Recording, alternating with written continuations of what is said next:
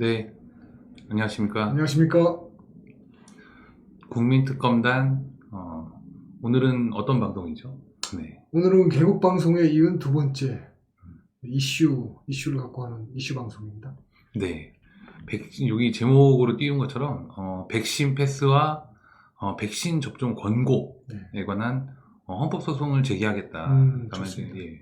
그리고 또 지금 진행되고 있는 상황들에 대해서 간단히 말씀을 드리고, 헌법소송 그 청구인으로 참여하실 분들을 모집하고 있다라는 말씀을 드리도록 하겠습니다. 좋습니다. 네.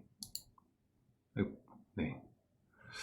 지금 백신 패스, 네, 말이 백신 패스인데, 백신을 맞으면 아무튼 통과시켜 주겠다는 거죠. 쉽게 말해서. 네. 문헌 그대로. 그래서 지금 이 문제가 여러 가지 법적인 문제를 야기하고 있습니다. 그런데 그 문제 제기는 조금 이따 살펴보더라도, 그런데도 불구하고 정부가 연기하지 않겠다는 방침을 오늘 또 발표를 했습니다. 저 내용을 보시면 유흥시설이나 노래연습장, 그리고 실내 체육시설, 목욕장업, 카지노, 경륜, 경마 등 감염 고위험 시설에 한해 백신 패스를 도입하겠다. 근데 사실은 되게 밀접하고 실제 우리가 많이 사용하는 것들입니다. 그러네요. 네네. 그런데 여기에 백신 패스를 도입하겠다라고 밝혔습니다. 그러면 반대로 지금은 이제 유흥시설 같은 경우에 유흥시설의 노래연습장은 뭐 제한을 받는다 하더라도 실내 체육시설이나 목욕장업 그리고 카지노, 경륜, 경마는 사실 지금도 허용되어 있거든요. 그렇군요. 네. 그런데 백신 패스를 도입한 경우에는 결국에는 제한을 받게 되는 거죠. 지금보다 더 제한을 받게 되는 겁니다, 결과적으로. 그리고 그렇군요. 백신 패스라는 이 핵심 내용이죠. 백신 접종 증명서나 PCR 음성 확인서. 그래서 음성이 나온 확인서를 보여줘야만 통과가 된다. 이게 근데 그러면은 이 얘기를 듣고 검색을 해봤더니 그 법률상의 근거를 못 찾겠던데 네. 법적 근거가 마련되어 있는 상태에서 제도가 시행되는 건가요? 마련되어 있지 않죠. 왜냐하면 이게 마련되어 있다면 이 백신 자체가 먼저 강제가 되는 게 맞겠죠. 그러면 근데 법적인 근거가 없으니까 백신을 여전히 권고라고 이야기를 합니다. 권고라고 이야기를 하는데 입장을 할 수 있는 곳과 없는 곳이 구별되기 때문에 결국에는 권고에 불과한 것을 따르지 않으면 불이익한 처우가 수반되는 결국엔 강제력을 갖게 되니까 그 백신 자체가 법적 근거가 없고 거기에서 파생되는 백신 패스도 결과적으로 법적 근거가 있을 수가 없는 것이죠. 이건 매우 중대한 그 위법입니다. 왜냐하면 국민의 기본권을 제한하는 건데 법률에 근거 없이 제한하겠다는 발상 자체가 반헌법적이고요. 네네. 반법률적이네요. 이거는 자체가 범죄 행위가 될 것 같은데요. 네, 맞습니다. 지금 뭐 최근에 뭐 경찰이 하는 조치들과 비슷합니다. 그냥 질서 유지를 위해서는 뭐든 할 수 있다는 이런 국가주의, 독재, 그런 발상이라고 하지 않을 수가 없는데요. 맞습니다. 지금 중수본에서 이야기하는 것 중에 하나가 단계적 일상회복 과정에서 백신 패스를 통해서 최소한의 위험을 통제하겠다. 그렇다면은 이제 저 말이 안 되는 것이 그렇다면 지금은 위험을 통제하고 있다는 것이냐 없다는 것이냐 문제가 남는 거죠. 그러네요. 예, 그리고 사회적 규제도 풀고 방역 조치도 푸는 그런 최상의 길은 세계 어떤 나라도 찾지 못했다라고 이야기를 합니다만 실제로는 저건 사실이 아닙니다. 왜냐하면 사회적 규제와 방역 조치라는 게 지금 결국에는 백신이라는 건데 백신을 지금 강제하고 있는 나라는 없거든요. 그리고 지금 WHO에서도 마찬가지로 백신 자체를 가지고 해외여행을 할 수 있다거나 없다거나 이걸 강제하는 것은 불합리하다라고 이미 의견을 낸 바가 있습니다. 그렇군요.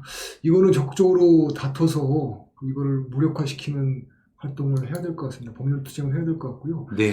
기본적으로 그 차별을 두는 것은 평등권 침해가 되지 않습니까? 맞습니다. 평등권을 침해하려면 차별의 합리적인 이유가 근거가 있어야 되는 거거든요. 네. 그래서 지금 여기서는 차별 단계가 이제 여러 개가 있는데 백신을 맞은 사람과 안 맞은 사람을 구별하고 있죠. 네. 근데 그 근거가 명확치가 않습니다. 네. 명확치 않은 근거로 사람을 구별해서 나누는 것 자체가 평등권 침해고요. 네. 그 다음에 이용할 수 있는 시설과 이용할 수 없는 시설을 또 자기들 마음대로 정하고 있죠. 이 네. 자체도 차별입니다. 근거 없는 차별이고 합리적인 근거가 없으면 저 자체가 위헌이고 위법이 되는 거죠. 네. 그리고 지금 저 내용처럼 이제 감염 고위험 시설이라는 것이 매우 비과학적으로 분류가 그렇죠. 됐습니다. 자의적인 기준에 의해서는 어떤 시설이 감염 고위험 시설인지 그거는 과학적 근거를 갖고 판단해야 되는데 아무런 합의 없이 자기들 마음대로 특히나 정보를 독점하면서 그 정보에 독점된 정보에 의해서 행정 처분한다는 거는 그 자체가 벌써 불법 위헌입니다. 네네. 이 정부에서 제일 위험한 감염 고위험 시설은 집회입니다. 집회. 맞죠? 예, 어처구니 없게. 예. 집회죠. 자, 백신 패스 논란에도 연기 없다. 마찬가지로 연합뉴스가 보도하고 있고요.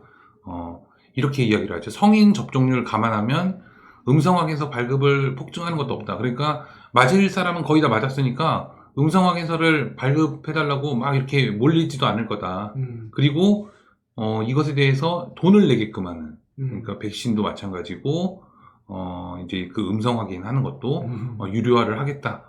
결과적으로는 제한입니다. 제한이고 침해에 해당합니다. 이 기사 제목을 보시면 백신 논란에도 불구하고 연기는 안 하겠다. 이거 일방적인 통제를 얘기하는 거죠. 그 다음에 최소한의 위험 통제라고 하는데 최소한의 위험은 최소 작은 위험인데 최대한의 통제를 하는 거죠. 네. 제목과는 정반대로 지금 저기 문재인 정권에서 하고 있는 거죠. 좀 매우 위험한 사회 통제 발상이고요. 저거는 북한식 사회 통제를 그대로 도입하는 것과 똑같습니다. 네, 맞습니다. 그 국민들이 저항해서 싸워야 되고요. 저걸 받아들이는 것 자체가 안 됩니다. 네. 이거를 무슨 남들이 하니까 한다? 그건 있을 수가 없죠. 그리고 과거에 판사 아이들이 문재인 박근혜 정권이나 이명박 정권 하에서는 그렇게 안 했거든요. 이런 통제가 있으면은 난리가 났죠. 난리가 난리가 났죠. 근데 지금 왜 정치적인 태도를 보이고 있죠, 판사들이? 판사들이 정치적인 태도를 보인다는 것은 정권이 바뀌면 응징을 받아야 된다는 뜻입니다. 맞습니다. 이어서 이 기사에서 손영래 중앙사고수습본부, 중수본이라고 그러는데 무슨 뭐 수사기관 같아요. 예, 아무튼 중앙사고수습본부 사회전략반장이라는 자가 이렇게 이야기를 했습니다. 자, 왜 다수 인원이 이용하는 지하철이나 식당, 카페는 백신 패스 안 하냐 그러면 사실은 저게 감염 위험성이 훨씬 더 높잖아요. 그렇죠. 그러니까 갑자기 느닷없이 이런 얘기를 합니다. 지하철에서는 격렬한 활동이 일어나지 않는다. 격렬한 활동이 일어나지 않고 그렇지만 밀집도가 엄청나죠. 지하철 같은 경우에는. 그렇죠. 그리고 1년 반 동안 대중교통을 통한 감염은 극히 희박했다라는 거짓말을 합니다. 네, 저건 거짓말입니다. 거짓말이군요. 네, 그리고 헬스장의 경우 4차 유행 중에 다수의 집단 감염이 발생했다라고 이야기를 하는데 뭐 저게 설사 사실이라 하더라도 헬스장의 경우에도 막 말을 하면서 하는 건 아니에요. 예, 어차피 혼자 운동하는 거지, 운동은. 네. 지금 여기 보시면 이게 참 이 문재인 정권과 이 아이들, 이 작자들의 그 참 졸렬한 발상인데 격렬한 활동이라는 말 자체가 추상적이잖아요. 네, 맞습니다. 객관적인 기준을 갖고 있는 말이 아니거든요. 저런 걸 갖고 어떤 처분의 기준을 정할 수가 없죠. 그러니까 지난번에 비판받은 것처럼 헬스장의 그 러닝머신의 속도를 따라서 출입 인원을 제한하는 이런 말도 안 되는 말도 안 되는 격렬한 활동이 어떻게 감염에 영향을 주는지, 감염된 사람들이 어떻게 또 치사율에 영향을 주는지 이런 과학적인 단계가 있는데 이 친구들, 이 작자들은 그런 거 검토 없이 자기들 편의대로 통제하려고 하는 거죠. 그리고 지금 손영래란 자가 한 말 중에서 대중교통을 통한 감염은 희박했다라고 주장을 하고 있는데 얼마나 희박했는지는 모르겠지만 대중교통 이용에 대해서는 아예 조사 자체가 감염 경우에서 네. 조사를 안 했어요. 네, 맞습니다. 네. 그래놓고서 대중교통에서 감염이 없다? 정말 참 답답한 그러니까 이 고위험 시설이라는 게 사실은 행정기관의 자의적인 판단에 따라서 결과를 도출하고 그 결과에 따라서 분류를 하는 거죠. 그래서 지하철의 경우나 아니면 대중교통 시설 같은 경우에는 대중교통은 분명히 감염될 가능성이 높은데 실내의 밀집도가 높기 때문에 감염될 가능성이 높은데 조사를 아예 안 하죠. 안 하고 나서 감염이 희박했다? 조사를 해야지만 알 수 있는 건데 조사를 하지 않고서는 저렇게 얘기를 하는 겁니다. 그리고 또 식당, 카페의 감염 위험도는 헬스장과 유사하거나 더 높을 수 있다. 그러니까 헬스장보다 더 높다는 겁니다. 저거는. 그렇죠. 더 높은데 밥은 먹어야 될 거 아니야 이 얘기죠. 그렇죠. 결국에는. 여기서 또 하나 문제가 있는 게 밥은 먹어야 된다. 즉 불가피한 활동의 범위도 지들 마음대로 정하는 겁니다. 네, 맞습니다. 사실은 그렇게 따지면은 예배 보는 거, 그 다음에 또 그 헬스장 같은 경우에도 그 필요성은 절실한 사람들이 있어요. 맞습니다. 그런데 왜 지들 마음대로 어떤 거는 절실하고 어떤 건 절실하지 않다고 그러는 거예요. 이 자체가 벌써 위헌이죠. 위헌이고 이겁니다. 예, 말씀하신 것처럼 어떤 국민에게는 밥을 안 먹고 운동하는 게 더 그럼 필요한 사람이 있는 당연히 거예요. 그렇죠. 근데 지들 마음대로 어떤 것이 중요하고 불가피한 활동이 어떤 것은 덜 중요한 활동이라고 지들이 무슨 기준을 갖고 그걸 정한단 말이에요. 네. 이 자체가 반헌법적 발상이다. 네, 맞습니다. 저런 논리라면은 특히나 지금 말씀하신 것처럼 예배의 자유를 제한하는 거는 정말로 말이 안 됩니다. 왜냐하면 예배라는 건 거의 정신적인 그 예배의 자유를 침해한다는 것은 정신적인 살인입니다. 살인. 예. 지금 이제 집회 금지에 관해서 판사들한테 우리가 지금 가처분 신청을 많이 하고 있지 않습니까? 네. 근데 판사들이 그걸 많이 기각을 시키는데 지금 현재 단계에서 우리가 그 가장 핵심적으로 잡고 들어가는 쟁점은 형평성입니다. 일단은 다른 지역과 집회를 달리 보아야 될 합리적인 기준이 무엇이냐라는 질문을 판사들한테 하는데 이놈들이 대답도 못하면서 그냥 일방적으로 가처분 신청을 기각하는, 집행유예 신청을 기각하는 그런 일이 벌어지고 있죠. 끊임없이 지금 거의 2년 가까이 맞습니다. 그런 짓을 하고 있습니다. 네, 그런 짓을 하는데도 아직도 정신을 못 차리고. 예. 그렇다면은 지금 대한민국의 여태까지 인권 감수성, 기본권에 대한 감수성이라는 수준이라는 것이 매우 저열한 수준이었죠. 여태까지는 인권 따지는 것들이 간첩놈들이 자기들의 그 간첩 활동을 정당화시키고 그걸 하기 위한 수단으로 악용하는 정도만 그쳤지. 그리고 판사들도 그것을 손들어주고 부추겨주는 거에 그쳤지. 실제로 국민들의 기본권이 어떻게 보장돼야 되는지에 대한 그런 고민은 한 번도 한 적이 없는 거예요. 네.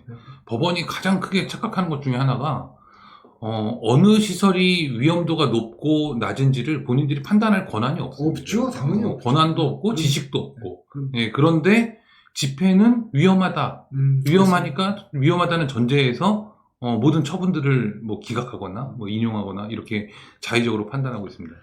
법원은 행정청이 아니거든요. 그래서 행정처분에 위법이 있으면 그 자체를 그냥 무효로 선언하면 됩니다. 맞습니다. 걔들의 임무가 원래 그런 건데 이 친구들이 겁이 나고 두려우니까 절충안을 찾는 거예요. 그거는 행정청이 할 수 있는 일이거든요. 상권 분립의 원칙을 둔 원칙은 행정청의 위법이 있으면 그걸 위법으로 과감하게 선언하라는 게 헌법의 명령이고 그래서 판사들을 둔 겁니다. 근데 그 자들이 그렇게 안 하는 거는 벌써 이미 정치적인 활동을 하고 있는 거죠. 그런 자들은 반드시 쫓아내야 됩니다.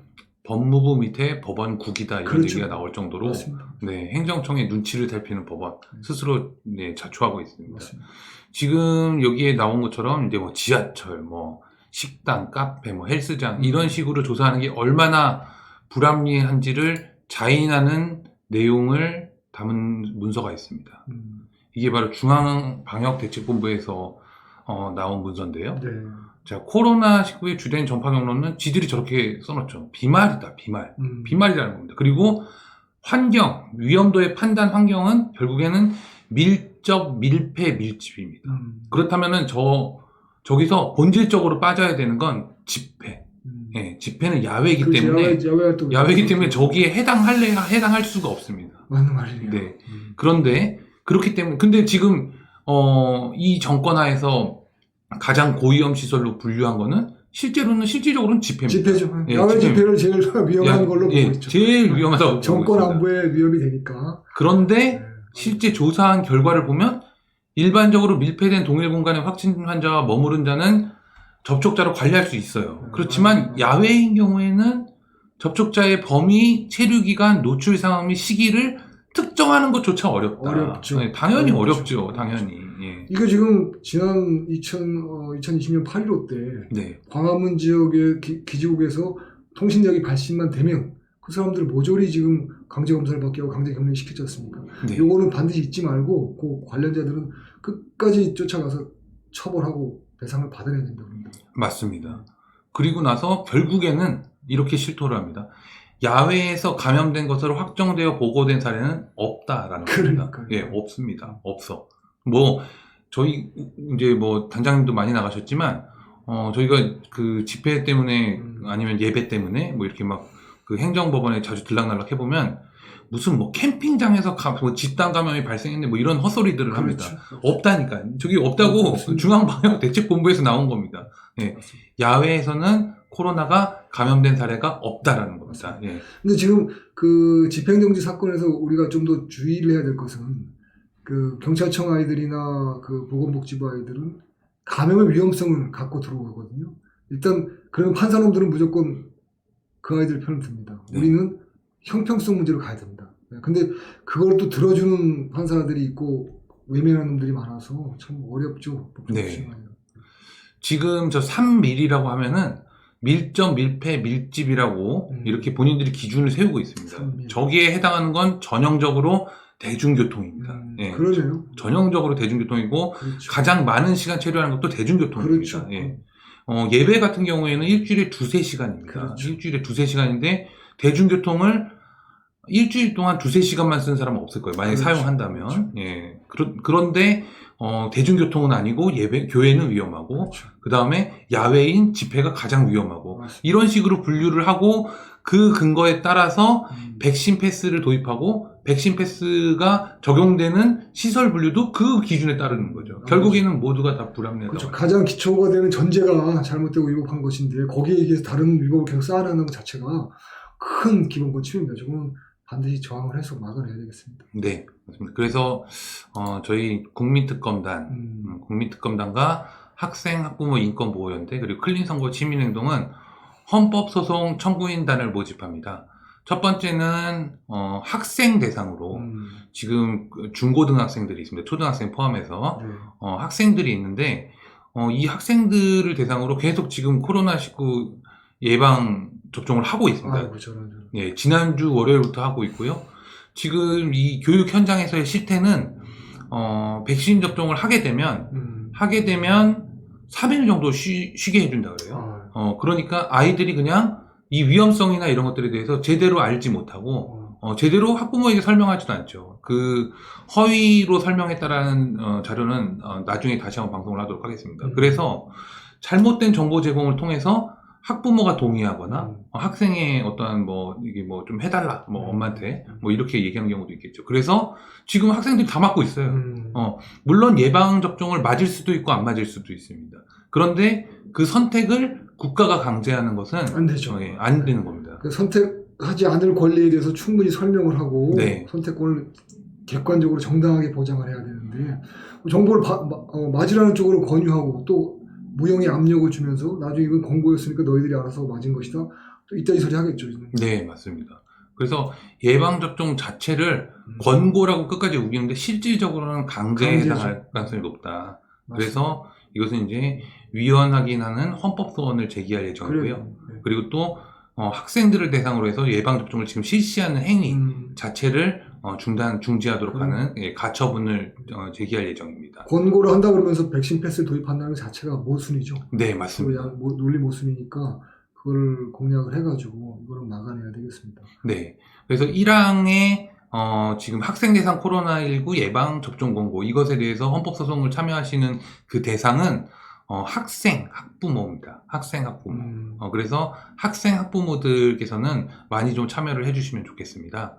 그리고 두 번째, 이제 다른 헌법소송입니다. 이것은 바로 조금 전에 말씀드린 백신 패스, 접종 증명 음성 확인제. 네. 그래서 결과적으로는, 이렇게 얘기를 했죠. 미접종자를 보호하는 조치다라고 거짓말을 또 합니다. 김부겸이. 그렇게 이야기를 하는데요. 미접종자를 엄연히 차별하고 불이익을 가하는 그렇죠. 그런 조치. 보호라는 이름을 함부로 들이대면 안 됩니다. 네, 국가가 맞습니다. 국민을 어떻게 보호를 해요? 네. 그거는 말도 안 되는 소리입니다. 건방진자들이죠. 지금 단장님 말씀하신 것처럼 이 모든 사태가 사실은 국가가 국민의 건강을 다 보호해 줄 거라는 이 망상에서 시작한 겁니다. 사실. 그거 자체가 네네. 그거 자체가 매우 위험한 이야기고요. 있을 수 없는 이야기입니다. 네, 우리가 그런 말을 하는 놈이 바로 극우입니다. 네. 전체적으로 통제하는 그런 놈, 그 김부겸이라는 자가 그런 말 했다면 그 자가 바로 극우주의자예요. 그러면 반드시 응징해서 처단해야 됩니다. 맞습니다. 그래서 백신 패스, 이른바 백신 패스라고 하는 접종 증명 음성 확인제에 대한 위헌 확인 헌법소원을 제기할 예정이고 마찬가지로 이와 같은 제도를 지금 시행한다고 지금 반대 여론에도 불구하고 끝까지 시행하겠다고 오늘 이렇게 기사가 쏟아져 나오고 있습니다. 네, 이것에 대해서 중지하도록 하는 가처분을 마찬가지로 헌법재판소에 제기할 예정에 있습니다. 알겠습니다. 저희 특검단에서 적극적으로 지원해서 같이 싸워나가도록 하시죠. 네, 그렇습니다. 감사합니다. 단장님이 그렇게 말씀하시니까. 아, 당연히 해야죠. 그래서 2항의 이 헌법재판은 모든 국민이 대상입니다. 그래서 1항하고는 다르게요. 1항은 지금 학생 학부모가 그 대상이고요. 청구인단으로 들어오실 수 있고, 2항의 경우에는 일반 국민들 모두가 이 적용을 받기 때문에 다만 이제 미접종자가 대상이겠죠. 그래서 접종하지 않으신 분들이 불이익을 받는 것이기 때문에 접종하지 않으신 분들이 2항의 일반 국민으로서 참여를 해주시면 되겠습니다. 관련되는 문의는 학생 학부모 인권보호연대와 클린선거 시민행동에 해주시면 되겠고요. 지금 영상을 올리고 나면은 저희가 그 영상을 설명하는 부분에 그 연락처를 기재해 드리도록 하겠습니다. 마지막으로 이 지금 백신 패스 그리고 또 그간의 이 사기 방역 이것에 대한 뭐 우리 단장님의 의견을 마지막으로 한번 들어볼까요? 저는 이것이 북한식 사회 통제, 그러니까 주사파들이 꾸미고 있는 우리 대한민국 접수 계획의 하나라고 봅니다. 이런 식으로 국민을 보호한다고 하면서 국민을 차별하고 자의적인 기준으로 통제하는 것 자체가 그거는 북한식 사회 통제가 시작됐다고 보고요. 저희는 적극적으로 정하고 법률 투쟁을 해서 이걸 바로 잡아야 된다고 생각합니다. 네. 오늘 방송은 백신 패스 그리고 또 사기 방역에 대해서 간단히 말씀을 드렸습니다. 지금 국민특검단이 변호사 그러니까 소송 대리인으로 참여를 하고요. 관련한 헌법소송을 제기할 예정이 있습니다. 학생 학부모 인권보호연대와 클린선거 시민행동에 많이 문의를 해주시면은 1항이나 2항의 헌법소송에 참여하실 수 있습니다. 국민들의 많은 참여를 기다리고 있고요. 저희 국민특검단도 열심히 도와주실 거죠. 열심히 도와주신다고 합니다, 단장님께서. 네, 그럼 이상으로 방송을 마치도록 하겠습니다. 감사합니다. 감사합니다.